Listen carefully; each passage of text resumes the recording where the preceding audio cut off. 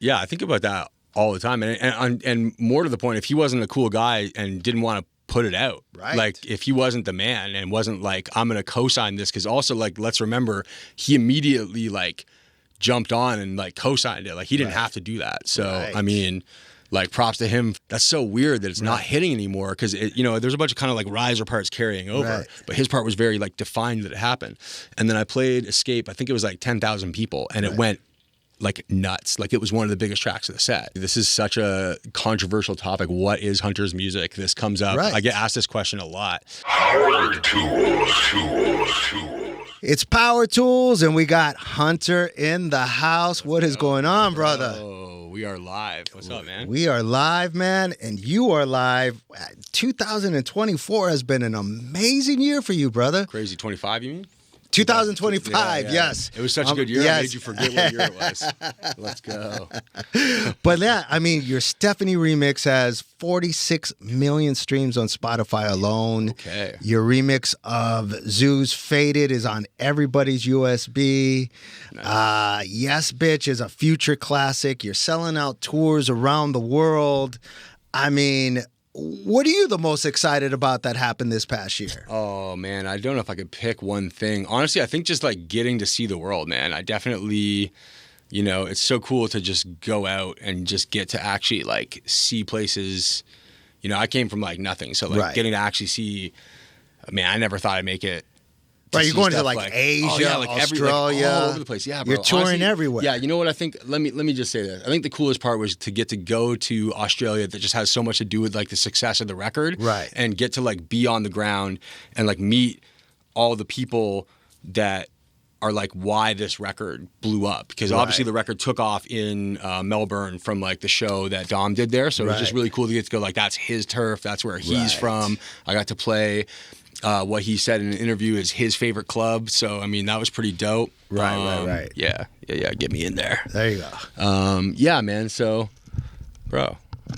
Oh, okay. There you go. We good? Yeah. So, yeah, honestly, it was just cool to get to go, travel the world. And I think the more cool thing for me is just like getting to see the influence that I got to have on the culture. It's just like I'm in Taipei and I meet a producer, and we're in like the studio that the club owned, and this guy's playing me music, and he's like, it's like clearly like inspired by what I'm doing. And I think that was kind of the coolest moment for me, was like whatever accolades, whatever, it's not the money or the whatever other parts of it, the shows, the size of the festival audience. It's like, you impacted this guy who's a creative to like want to do something like what you're doing, which is that's cool, bro.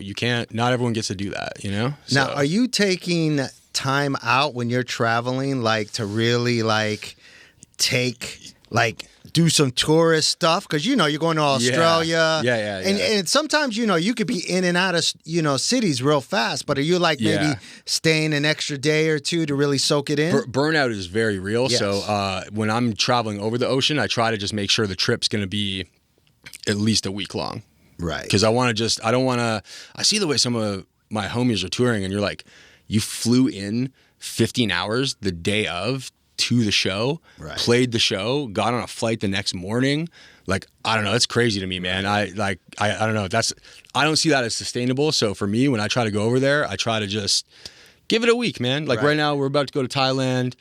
I'm staying there for a couple extra days. It's not the longest time, but it's just enough that like, I'm not in a 12-hour time difference and I got to get on a flight right away. It just seems so stressful. I don't know, man. Right. It'll probably change. I'm going to be back on here in like 2 years and be like, I'm never staying anywhere. It's the worst. You got to get home. Right. No. There's benefits to both sides. Definitely. Yeah. And what I love about your story is a big part of your success is that you took the initiative to remix Clooney's Stephanie last December. Mm-hmm. I mean, do you ever think about like how that remix changed everything for you? Yeah. Like you just taking that initiative. All like, the time. Like if you didn't do that remix that day. Yeah. Like things could be a little bit differently. Yeah, I think about that all the time. And more to the point, if he wasn't a cool guy and didn't want to put it out. Right. Like if he wasn't the man and wasn't like, I'm going to co-sign this, because also like, let's remember, he immediately like jumped on and like co-signed it. Like he didn't have to do that. So, I mean, like props to him for just being a guy and just Yeah, being that's like, true. yeah, It could have stayed up. With this is like I fuck with this. Yeah, but even maybe he didn't even need to play it. Like maybe he was just like, nah, my song's my song. Right. So it was cool that he got behind it like that, and definitely owe that guy a lot, bro. He they got behind it, and they put me in a great position to just definitely. But yeah, I think about that a lot, bro. Like, I mean, for my money, did it, you know? That is the remix of the year. For my money, when I look at all the remixes, like that stands out. Like I don't like. There's a lot of great remixes, but that like appreciate you, man. Really took things over the top. That's cool. There's a lot of good music this year, so definitely appreciate you, bro. Thank you. Yeah. So my next question is, you know, you've become one of Canada's like forward-thinking electronic artists. Like in the last like 2 years, what was the turning point where you found that sound? Where you're talking about, you know, you're with another artist and they were inspired by what you were doing. When did you find the Hunter sound? Yeah, I think it was definitely when we put Yes Bitch together, I was really just like, yeah, this is so fresh feeling, man. Like this is like, I've never really heard. It's like, never heard someone do this and it has all the ingredients that I really love. It's like, what lane is this? What genre is this? You know, we had a 3-day long discussion about, are we putting it in techno or are we putting it in tech house? And honestly, we only picked tech house because it was a bigger like genre and we thought we'd have more of a chance at maybe going overall #1. So yeah, man, I think that was really what helped figure it out. But it was honestly when I stopped just trying to do like what I thought anyone else wanted. And I really just was like, what do you with? Like when you think of like the 3 things that are your favorite things and you could put them together, what are they? And it was just like rap music,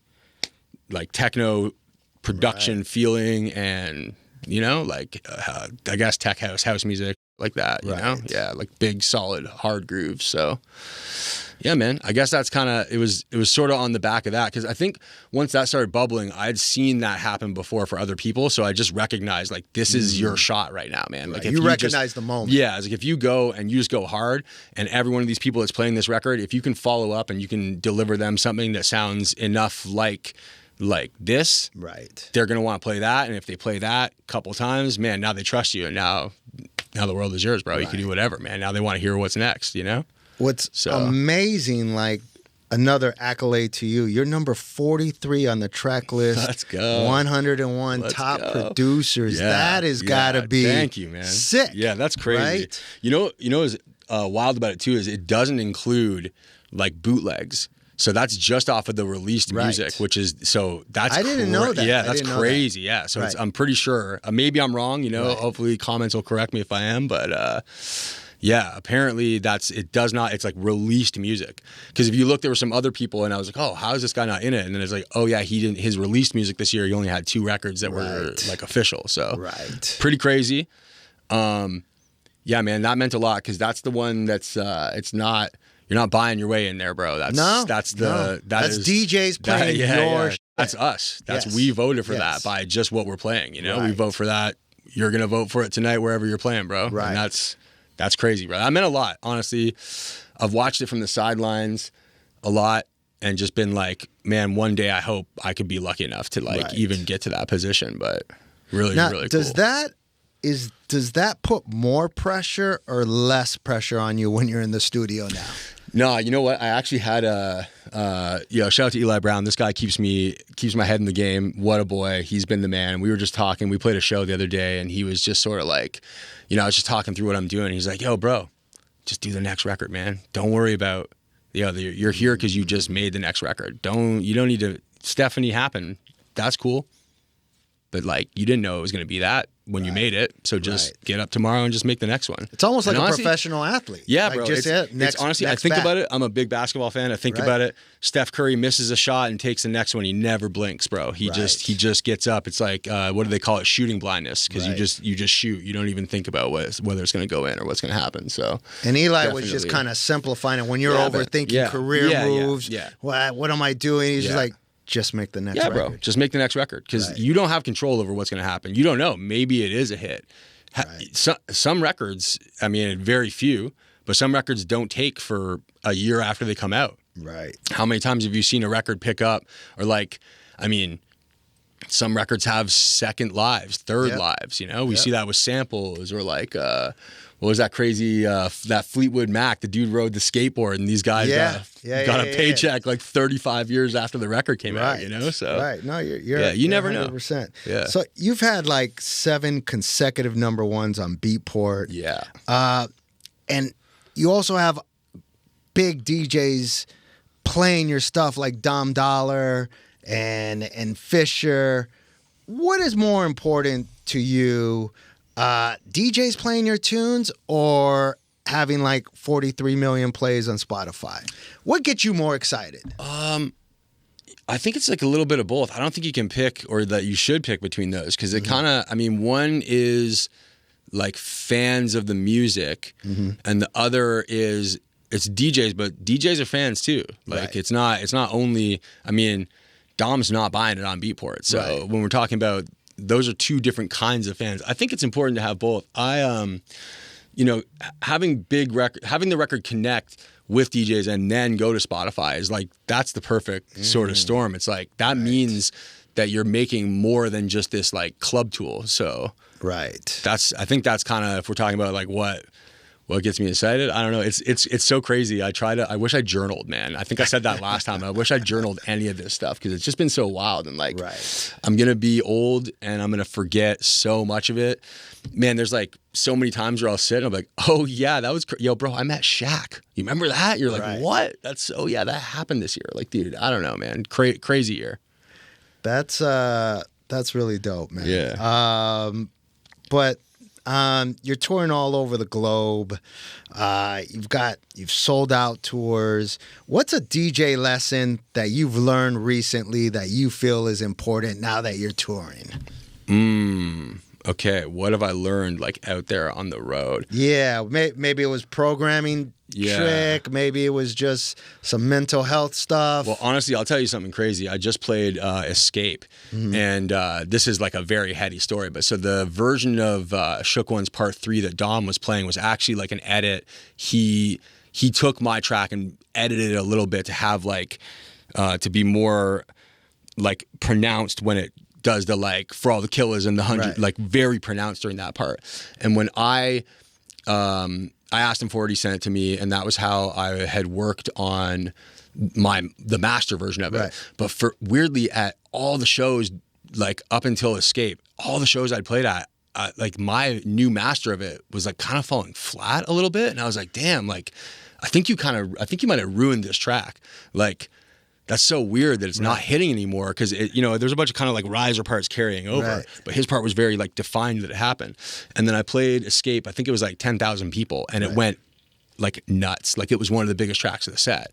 And that's when I had a realization, like, wow, that's sort of like, you would only know that from playing that kind of crowd, man. And a crowd in a club are definitely different, but like, that's the biggest crowd I've ever played for, and it sort of really changed the way I'm like thinking about making records now. Because now that I've had that experience, I'm not making the record anymore thinking, oh, it's so crazy when it's going to be nuts when like the big DJ, because I try to think about moments when I'm in the studio. I try to think, what is the moment of this song? So like, I got a new song with Phantogram, and like my thought about that was like, it's a huge crowd, and it's like the fireworks song at the end. It's like, take us home, you know, have this feel good, like, because I've been making really dark records all year that are really driving, and this was like an opportunity to do something different. So it was sort of that thought process, but that was sort of the lesson, was like, you only know what you've been in front of. So I've been in front of small rooms. It's now playing some of these bigger shows, you start to see different records are going to work, and you got to keep it really simple. For like, some of his shows are what, 40, 50? How many thousand people are there? That's that many people understanding a moment takes a very like simple, well-crafted moment, you know? That's an interesting take. Less is more. Oh yeah, definitely. Especially if you're playing at a festival and you want everybody to be on the same page. Yeah, man. Yeah. Where if you're in club land, you can get a little more complicated. Clubs it's very intimate. The listeners are probably, there's not as many passers-by. They all came to see you, or they're fans of the type of music you're playing at the very least, because they came to that club. So. Right. But at a festival, you can have some people that came from another stage. Someone's dad's there, bro. Right, It's like, what is this music? It's crazy, you know? Yeah. And I like this Hunter drop. Yeah, he simplified it. That's a good one. That is really, really sick, man. Yeah. So what does Hunter have going on for next year? You talked about the collab with Phantogram. Yeah, Phantogram, one of my favorite bands ever. Really dope. They hit me up. And they were very open to. Wait, are they Canadian? No, I think they're from upstate New York, but they live here. Right, but yeah. I've been a fan of them for a long time. I found them on like a blog back in the day. Yeah. Back when that was the like. They were chopping samples and stuff. Yeah, they're very hip hop driven. That was sort of where, to me, it like working with them still fit into what I'm doing, because they're very like they're a hip hop influenced indie band. Right. Like Josh is a great producer. They did an album with Big Boy. Right. So they're not. They're very like diverse in their taste, I think. It was cool. It's really random because I was such a big fan of them. And my manager's like, have you ever heard, I get a text. He's like, have you ever heard of Phantogram? I'm like, yeah, why? And he's like, oh, they want you to like work on like a new version of one of their old songs. I was like, what? Dude, I was like, that's one of my favorite bands ever. I was like, there's no way they hit you. I'm like, there's no way they hit you up. I was like, bro, it was their manager, right? He's like, no, they're fans. Like, they like your music. I was like, Phantogram likes my music? That's cool, bro. That's like, it's so random that you attract the shit you're actually a fan of when you kind of like make it to the next level of stuff. 100%. It's really interesting. But sorry, what did you just ask? I asked what song. Oh, what song? Yeah, it's Fall in Love. So it's called Fall in Love Again. It's like a club version of arguably a fan favorite of theirs. So yeah, really dope. I'll send it to you right now for sure. I can't believe you don't have. I gotta get it to you right now. But dope. And what else you have cooking? Yeah, so we got a headline tour for Q1. I don't want to get the Aussies too excited, but I heard we're probably going back. We are doing some more stuff in Asia. Yeah, man, we're really like, I'm definitely like focused on trying to be like an artist all over the world, not just doing like North America or Europe like a lot of people. Speak to us. Why is that important to you to be global? I mean, I just think it's cool, bro. It's so sick. I mean, Asia is honestly and I'm gonna try to be the champion of it, because I think it's a very underappreciated market, man. There's real fans of the music there. Like, it's not. I think a lot of people go there and they're like, oh, I'll just get paid or whatever, or go fly and do this. But nah, it's all new. It's kind of like. It's very like similar to what 2013 here was, man. Like, the clubs are just full of kids that just like the music. They don't really necessarily buy tickets. I don't even think they have hard tickets really yet. Like, they're still sort of building that up for dance music, but it's just like fans. And it's so like, it's so crazy to see your music connect. I think those are some of the crazy moments for me, is like, you're on the other side of the world, and it's not even just, if they sing Stephanie, of course, that was like a, even Clooney's version of that song was a huge global hit. The young Ma sample is like a huge hit, but like, we're talking, they're singing like Gimme Gimme with me and Eli Brown. They're singing like Yes Bitch. Like, they got, it's crazy, man. It's real. And you're like, dude, this is, how far are you from where this was made right now? It's just it's insane, man. So I think, I guess just, I think in the next 10 years, I mean, hopefully this clip, you can look back on this and be like, damn, he was right. But I think in the next 10 years, that's going to be a market that just really is a lot more than it is right now, and just like Asia as a whole. Right. Because it's really developing, man. And the run I just did there was insane. Like, it was really crazy. Like, I couldn't believe, I did a show on a Tuesday night that was the biggest banger of all like 6 weeks that I was on tour. That's crazy. Which is nuts. Tuesday night. Right. Rammed. What's Little Sweatbox. That was in Shanghai. Crazy. Nice. Yeah, really sick. Nice. Yeah. Nice. And you just said something that I wanted to mention. I've noticed, and I don't know if this is important to you, that most of your music is charted on Beatport on the techno side. Mm-hmm. And I know you straddle techno between house. Yeah. Now, and you had mentioned earlier, like, we were trying to figure out where we should put Yes Bitch. Is it important for you to be in the techno section of Beatport? I think, honestly, man, it's crazy. This is such a controversial topic. What is Hunter's music? This comes up. Right. I get asked this question a lot.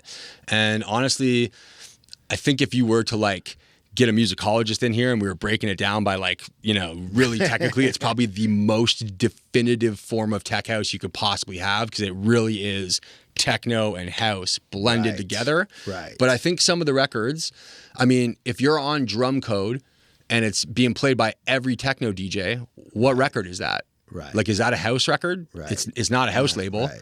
Adam Bayer is not a house DJ. Right. He might play some houseier sets. So, But I don't even know. if you break It's- it down, your stuff is a lot darker. So it kind of leans I love a little techno. more. Yeah. And I love techno production. And I think that was sort of what I wanted to bring to the table with my music, is just like, because sometimes I'll hear, man, I love minimal tech. Like, I think that is some of the freshest music like on the planet. But then I hear it, and this is no hate on these guys. I'm strictly talking about, like, for me in the music I'm playing, I'm like, this is too thin or too like delicate to play against my records. And so a lot of the time, if you were to just listen back to some of the stuff, you'll hear like I'm very influenced by that kind of music. Especially like I have a remix for Adam Bayer and Bart Skills of Your Mind, and that's like very like, it's a techno kick, and then probably almost the whole rest of it's really influenced by minimal tech with darker sound design. And that's just sort of like nice. I mean, yeah, I think, is it important to be in techno? Yeah, I think I definitely was very lucky to have an effect on that sound this year, and I'm very proud of that, because as a huge fan of it, it's so cool to, you know, get to do records with Adam, get to go play shows with him, have him looking to me for what I'm doing. I mean, that's one of the coolest career accolades to me in general. This guy's been influencing me for my entire career, so to do something at all with him in that way is like, that means a lot. But yeah, we're a little strategic in terms of where we try to put stuff sometimes, because it could go in either. 100%. And I think, yeah, man, it's definitely, I when I'm trying to pick, I just try to think, what is going to put this in front of the most people that will actually want to play this? So it's more like Yes Bitch. I really wanted that to be in techno, because I was like, if we put this out with the number of people that are playing it right now, we're going to change techno. Because then everyone's going to be chasing this, because this is going to be the most played techno record of the year. But techno is a smaller chart than tech house. So if you're in there, you have, you know, in terms of your own chart buyers, because dude, there's DJs, I don't know what your buying habits are. You're probably playing a lot of promos, but when I'm looking for records, I just go into like what's in the top, and then I dig through what's in the top and what's in the new. So I do the same thing. I still go through Beatport just in case. There's always a record that I might have missed that I didn't get in the promos. You know, I go through hype too. Hypes were a lot of the hypes were the stuff that that's where the streets are at. That's where you're gonna find the cool shit that you never even thought of, you know. But yeah, man, this year has been incredible. I love everything you're doing. I'm excited to hear the Phantogram collab. That's got to be sick. Yes, sir. Let's go. And thanks for coming on Powertools, man. Thank good you, to see bro. you. Yeah, good to see you too. Glad to do it in person for once. Let's go. Let's not make it the last time. No. My man. Powertools.